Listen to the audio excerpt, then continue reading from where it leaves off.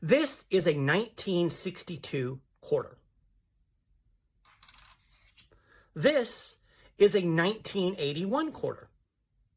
Now, if you're just watching this on the video, you probably can't tell the difference. This one looks like a regular quarter, and it is in fact worth a quarter. But this one right here, it's worth almost $9. So how can that be? Well, quarters minted in 1964 or earlier are 90% silver. Quarters that are newer than that are mostly copper. And by the way, the same is true of dimes and half dollars. Pre-1965 quarters, dimes, and half dollars are often called junk silver. But it's pretty clear the newer coins are actually the junk. The value of the silver in these 90% silver coins is generally referred to as the melt value. And I think that causes some confusion.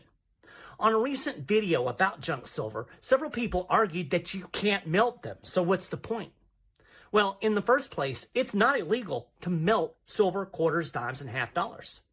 Now, it is illegal to melt pennies and nickels, with some exceptions, but there is no specific law on the books prohibiting you from melting dimes or quarters.